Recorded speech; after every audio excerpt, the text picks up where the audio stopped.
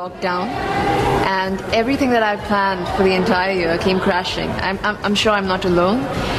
But one thing that I've really learned during my entire journey is that it's brought a lot of humility into the entire process, and it showed me what this platform really is and what kind of work you can do, because I'm a 22-year-old and there was a lot of things that I planned but I never knew how to do it. And to just see how I could surpass all the limitations and really reach out to people and get the work done, it was very inspiring for me. Absolutely, I feel like it was very challenging. It really tested me to a point that even I got COVID during the entire process, very close to the pageant. And I felt at that moment I was in a mess, because it was very close to the pageant. There were a lot of things to do, but I feel like I built that resilience and even that positive outlook to the entire journey that it's had. It's just made me a much more stronger person, and with a bigger picture in my mind.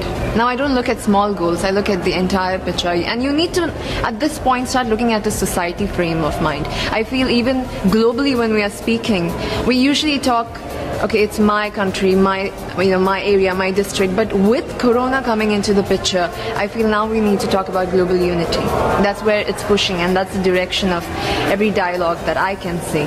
So I feel that's something that I learned during my process, and that's something I would want to translate into my work. I've seen a lot before coming here.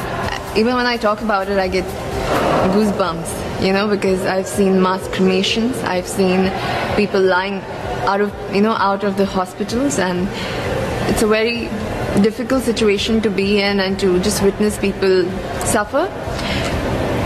But the source of strength that I have it comes to me from the people, because I've also witnessed the young people getting together and using social media like Instagram, Facebook to really reach out to each other and to help help each other with oxygen cylinders. First of all, I would be grateful to them for supporting me, especially during this time. It's very emotional, because when they're going through this crisis, they still made sure I got here. They still made sure I was fine, I got here, and they're sending love. I have so many people, young people that have gotten the virus, and they're still sending me messages like, do it, you can do it, you're doing so great. And I feel it's when people support you during their difficult times, you can see the love really shining, and that's the kind of blessing that I've got this time.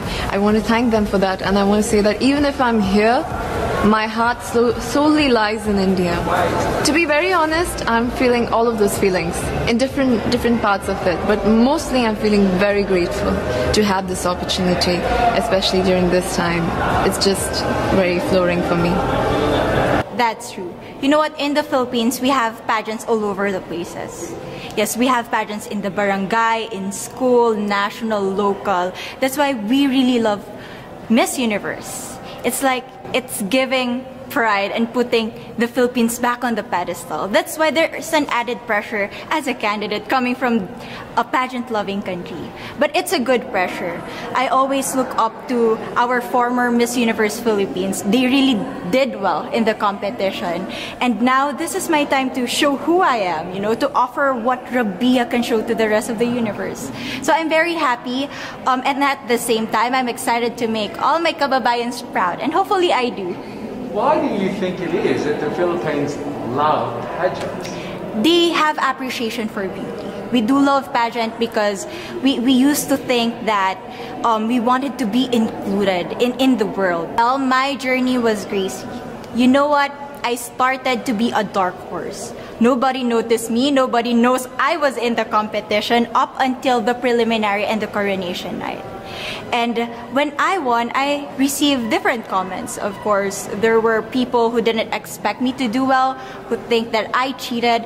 That's why I need to redeem myself in Miss Universe. I really need to do well in this competition. I'm overwhelmed with the support, not just from the Filipino community, but also from Thailand, Latin countries who do appreciate me as a candidate, as a person.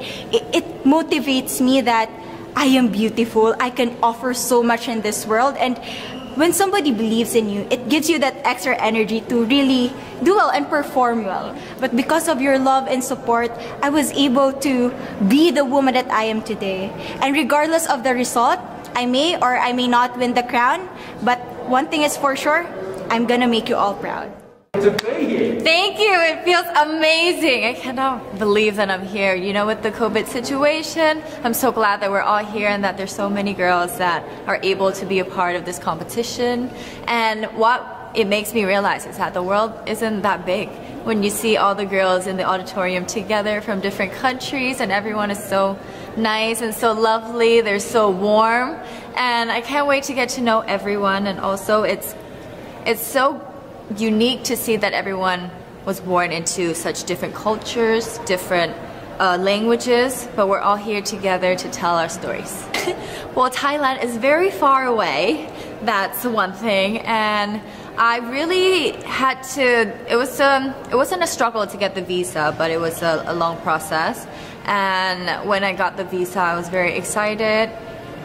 But the journey here, the physical journey, if you can believe it, it was more than 30 hours, all the way from Thailand, yes. So I had to make a stop at Istanbul, and the layover was 8 hours there. Every time I see a message online and they're saying that they're supporting Thailand, and you know, it's so nice to see the nation coming together to support their candidate, to support their representative, and it's just how a country thrives. Because we cannot thrive alone, we have to move forward together. You know, yeah. Oh, they are so amazing. Every time I come down, they would be screaming, Thailand, Thailand, Thailand. We came down here at 7:30 in the morning and they're already there. I think they're camping out there. But they've been so supportive, and I actually know quite a few of them. Some of them are big YouTubers in Thailand and flew all the way here just for the competition. What is it like here? It is incredible. It's an incredible journey to have been able to meet all of the girls, because you know, when you know of each other online and you've been messaging, you're on WhatsApp, there's a WhatsApp group, you've been talking, but then to actually come here and meet them in reality, it's just a whole different feeling. And it's just so nice to get to know them better and to know their stories, because each of them are so inspiring and they're so empowering, and they have different stories that make them the woman that they are today. And I think it's just unique to get. One day I want to be the first Miss Universe from Indonesia. It was like 5 years old, but then I say to myself, it means that nobody is gonna be the winner of Miss Universe from Indonesia if I pray like that, right? Because I was saying like the first, but then it turns out until right now nobody's become the Miss Universe from Indonesia. So I hope what I pray it becomes true. To be honest, since I was a kid, it was thinking about only princess things, right? I'm not lying, I'm not naive, but since I grow up, it becomes more than just a crown. It becomes more than just someone who's famous. But you have a voice. You have a voice that it's really meaningful to everyone, to inspire others. That you have a value that you can work on to inspire them to work together with you. Especially I have my cause that is Senyum Desa, or Smiling Village, which is we are focusing to help those people in remote areas, because they are living in different quality with us, right? Especially Indonesia is a developing country. So it was started in 2017 when I was just a student. Together with my friend, we started to do the charity. But when we think it's not only gonna be like this, you know, because we want more and more. So we need to make it formal, legally. So we made it as organization in Indonesia. And after I won the competition, from only 20 people or 30 people, it becomes 800 people around Indonesia. So we open national recruitment, and every time we visit to the charity, we open the libraries. The fun moment, you know, I met amazing people more and more every day. I learned things that I never know. I even learned how to do my own hair. How to do my makeup that is more correctly and perfectly, my nails too. Like, come on, right? So I become more independent right now. I become more cheerful. Like, I always talk to people. Great, yes, that's true. Because, you know, people before don't trust me that I cannot speak in English. Now, here I am. So nothing is impossible. That is also my hashtag that I always share since 2017. My first pageant in Indonesia for Go to Miss Universe when I was 19 years old. So this is my second.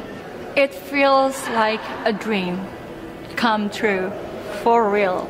Because this is every woman's dreams in the world, you know, to represent their country, to meet all the beautiful ladies, to share their cause, because they are not only a woman that is beautiful and pretty, tall, but they have the confidence, they have the cause to fight for and to work together with